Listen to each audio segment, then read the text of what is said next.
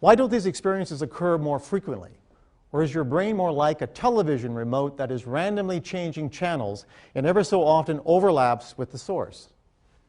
What would happen if a procedure was developed that allowed direct access to whole information, to all of it? All right? Suppose there was a technology, and that's what we're talking about tonight.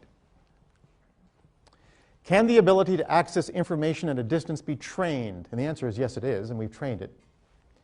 One such person is Ingo Swann, who helped develop the phenomenon of remote viewing. Ingo Swann is the individual, and this is Ingo.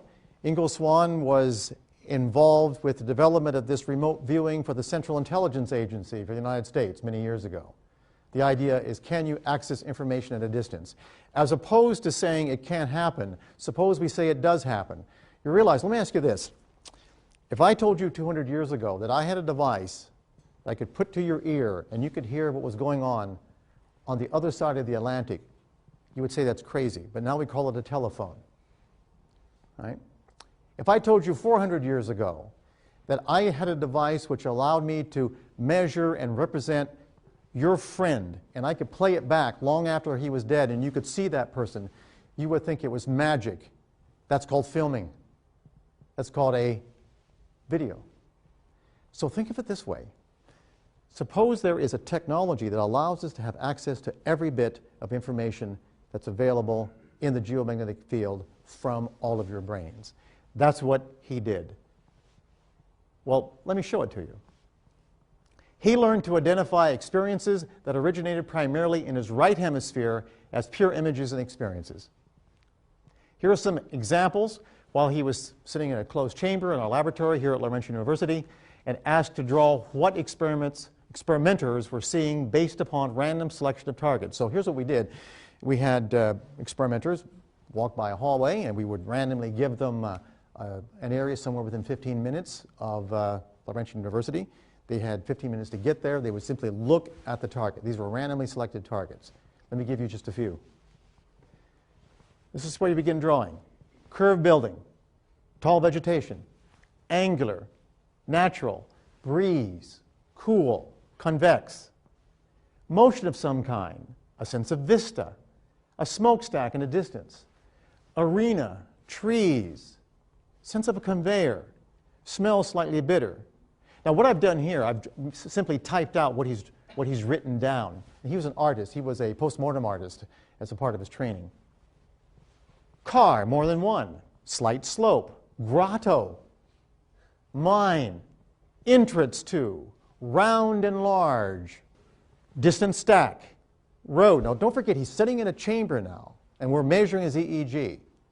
And we've enhanced its capacity with the technology I'm going to show you in just a few minutes. All right? Two major cuts near a closure. Depression, circular. Something goes in. Motion or movement. Conveyance motion, cars. And what was the target? You all know what it was. The target was the experimenters had gone to see Science North. There's what he drew. That's what it looks like.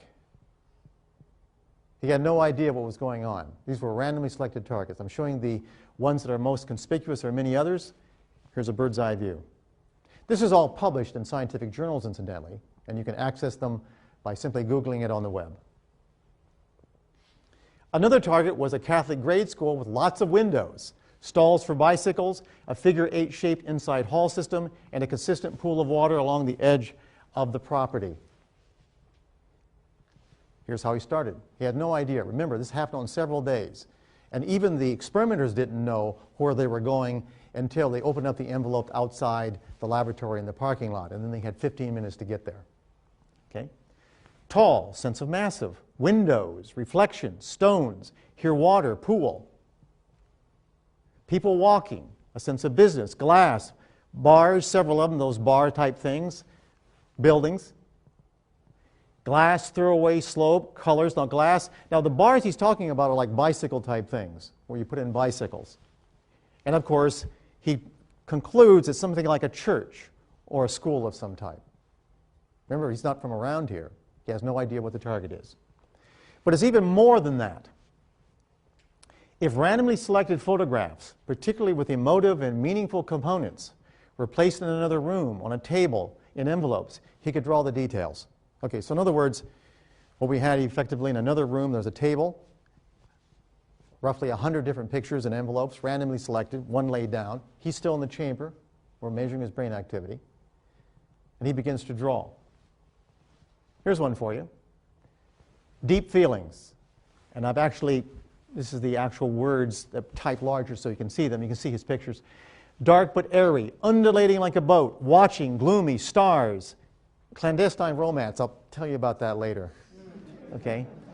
Actually, it turns out in that table, on that table, 2 graduate students had, how shall I say it, interesting intimacies. Feeling of points or seeds, struts, electricity, feeling of awesome. What could possibly be drawn like that? The answer is the target, a tornado. How close can you get?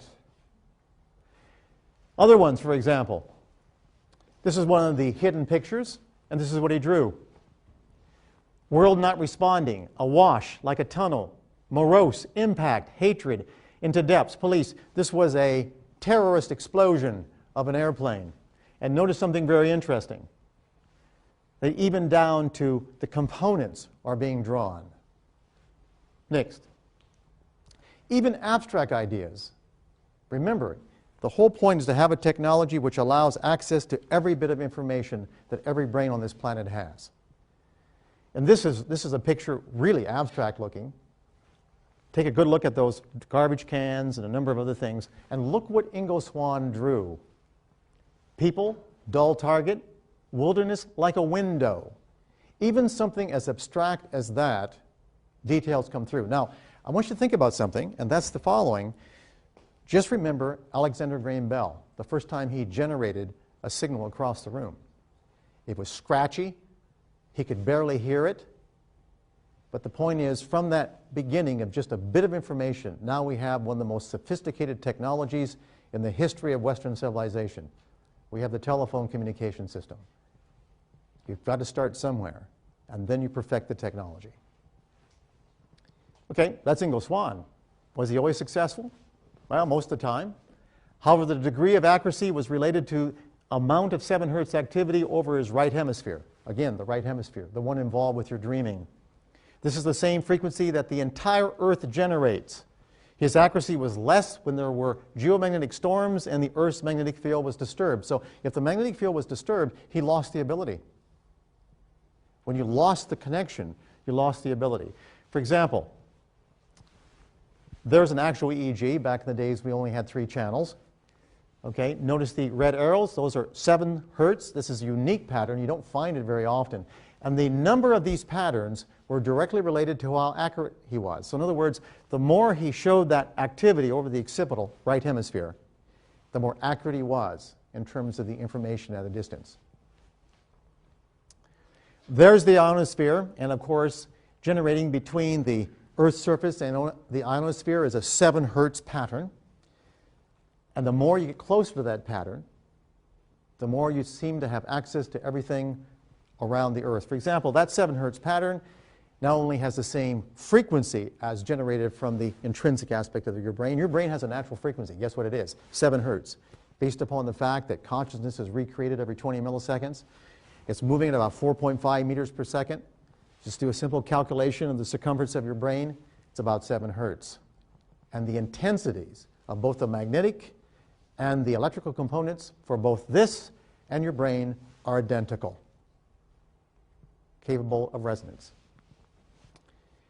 Here we have an example, of course, from the sun to the Earth. There's the Earth's magnetic field. And of course, when there's a magnetic storm, you can see that you get marked perturbation and the connections are lost. Now, we're not the only species like this. For example, fish very often communicate with electrical signals, magnetic signals they generate.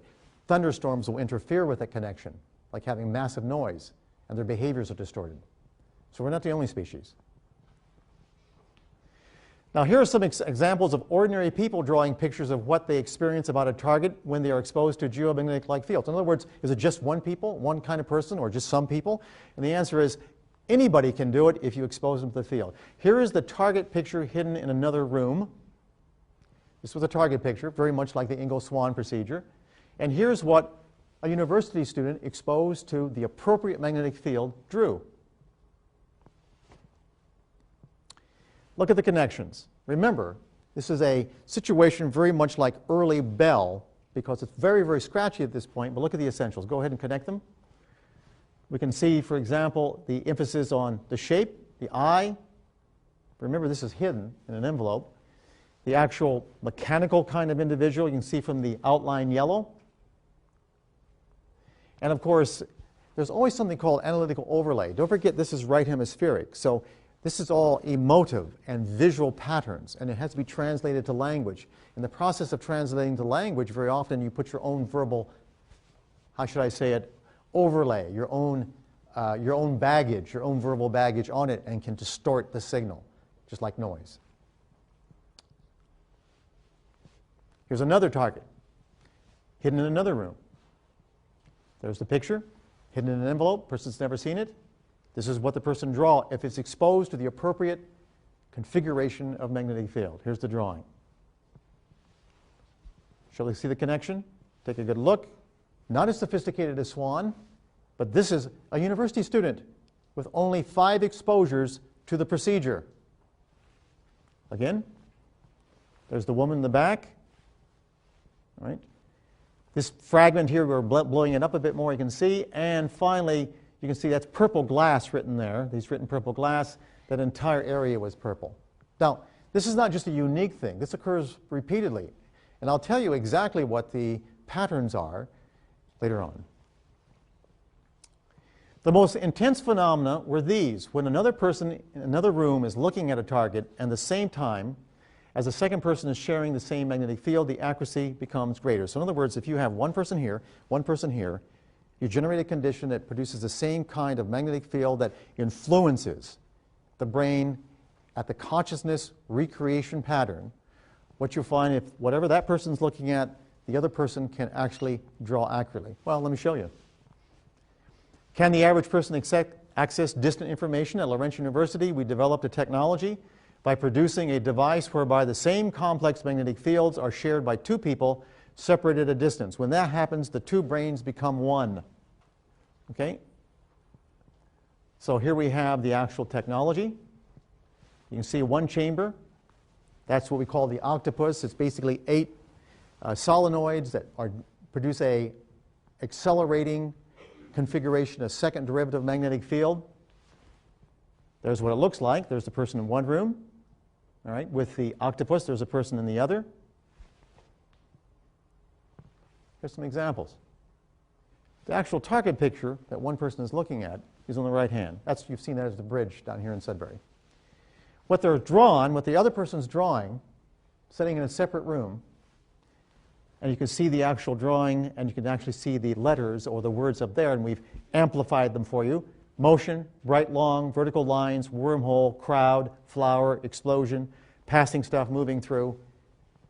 The essential aspects of that hidden target have been extracted and now are being shared by the 2 different people who share the same magnetic field. Their brains, both those brains are now effectively one.